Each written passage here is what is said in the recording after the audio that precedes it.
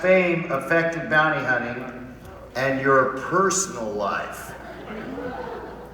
I would have to say it's pretty much been a roller coaster ride. We never expected when we started this that it would ever turn into anything like this. So I'm just basically holding on and going along with the ride, and let's see where it takes me. Okay, this is from Devon. Devon, you there? Yay. She's excited. Oh, is that really you, Devon? Devon.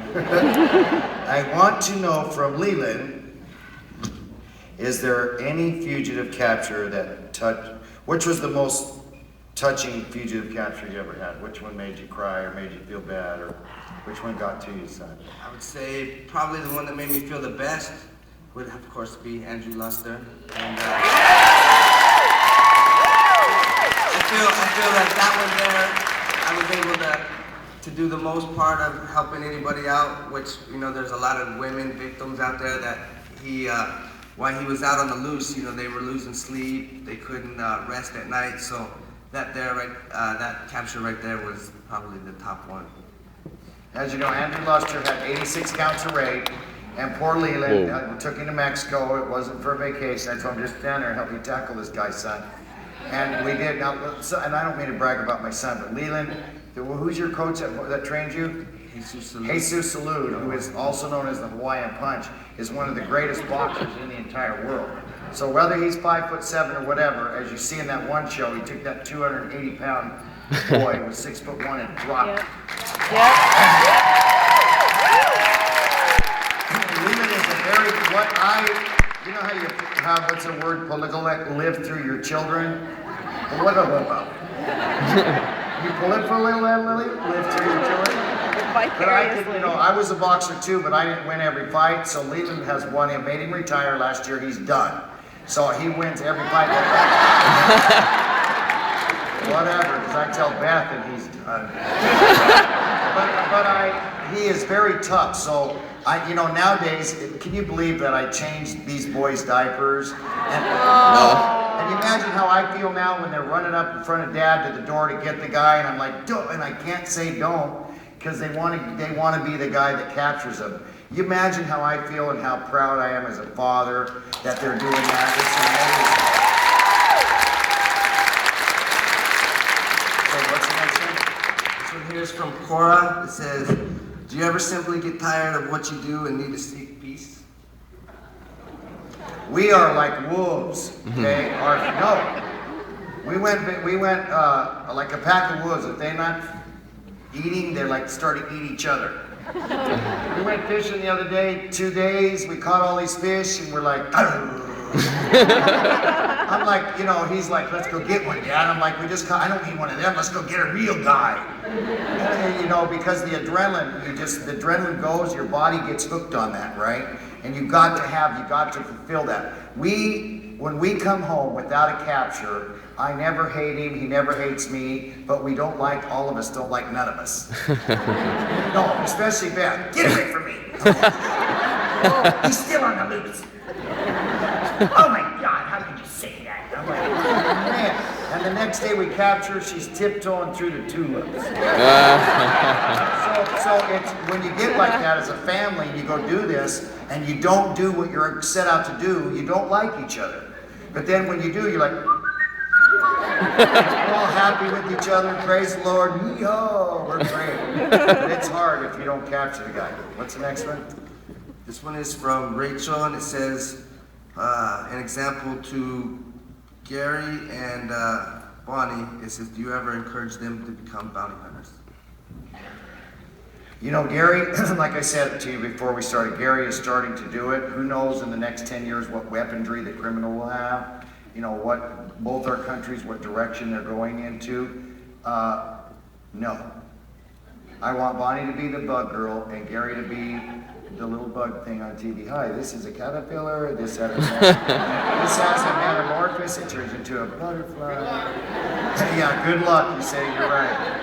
And I want Gary to play professional sports because he hits home runs because he's got his mother in him. So hopefully they don't go to bounty hunting. I wanted him to do the same thing, but you know, he ended up hunting, so I kind of don't. The last question is, it says, how do you balance work and family life? You work with your family. I said years ago when the show first started, people said, "Oh, dog, it's amazing that you can work with your family," and I was like, I thought that's what it's supposed to be. And now after 5, 6 years later, I'm like, oh, thank you. Would you please pray for me? No, because it is hard to keep us all together, all in love. You know how you like in Christmas, I'll forgive John for what he did for last Thanksgiving. Come on, Dad, hug everybody. You know, just right now, hug everybody, forget it. Your family, you're the same blood. You made the kid that hates you. There's something in you that, you know, you got to go to him and say, hey, I'm sorry you hate me. I hated my dad too. Let's start over. One thing about Canada, what you guys are doing, 2 things, and then I'm done. Sit there, yeah? I saw that you guys will not let gangbangers into restaurants. You will not let them into stores. I love it. See, in America, because we treated some nationalities bad years ago, we feel guilty about it, so we give the criminal every right that the taxpayer has. And we've ruined our criminal justice system. You know, in America, if you set a booby trap in your house and somebody burglarizes it and they get hurt, you can get sued for hurting the poor punk. Yep. Caca. Canada, here's what your law says. You gangbang, you don't eat. You gang, and your laws are working. You gangbang, you don't drive a car. They won't sell the guy a t-shirt. I know a particular outlaw motorcycle gang that called me the other day and said, we hate Canada. I go, why? He goes, we went to a restaurant to eat, man, they wouldn't even feed us. I was like, oh, really? Hey, another thing I love, I'm going to tell you one more thing I love and one I don't like, which is terrible. I'm going to put this in your brain. I love no guns. We use pepper ball guns. You pretend like you're Mike Tyson and you want to hit that criminal right in the mouth. I happen to know Mike Tyson is a good brother of mine. This pepper ball extends your punch 30 yards. When you see me go, because mine's on fully auto, I'm nailing him, man, because I love that, but the guy is not dead. America is being ruined. You know what America's doing? We're outlawing guns here. I'm against the bullet. I'm not against the gun. So easy, NRA. We're disarming all these other countries. We need to disarm our own backyard. Am I right? Yep. Now, what I don't like about Canada is the 19-year-old drinking age. That is terrible. You see that? I heard you say you should be 18. That's terrible. Listen, here's a fact, 18. Here's a fact. But listen, here's a fact. Until you're 21, your body is not fully developed. Do you hear what I say? Yep. Until you're 21, it's proven fact that your body, your liver is not fully grown, your kidneys are not fully grown, your heart is not fully grown. The Bible talks about the age accountability, and scholars in the Bible find it to be around 21. Why? You're done growing, you're done developing. Now, if you have a country, a state that allows you to drink before you're 21, it is child abuse. Am I right? Am I right? That'd be one hell of a debate. Adults at 11 o'clock or so, go out. Go get you some pepper spray and drive around Canada at 11:30 and watch how many drunk kids there are crossing the streets, taking off their shirts, throwing up in the street. 19 is way too young to pour booze down your body when it's not fully developed and run amok. That's the fact. So I would come sponsor anything, you know, physically, financially, whatever I would do to change that law and get it back up to 21. Anytime anybody wants to hit the legislature, we go in there and we boycott, we do whatever. We the liquor stores, hey, let's take them. You know what? Let's take them. I almost said let's burn them down. I don't want to say that. Wow.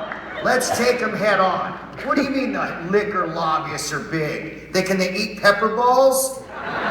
They're they're not too big for us parents to go in and say, that's it, you're 21, you can drink, until then, you're not gonna do it. We don't get, don't let, like in Canada, like America did, is push them guys, push us around to where we can't even protect our own houses now. Stop it right now, please. Is that it? Okay, we love you guys, thank you, aloha, see you tomorrow.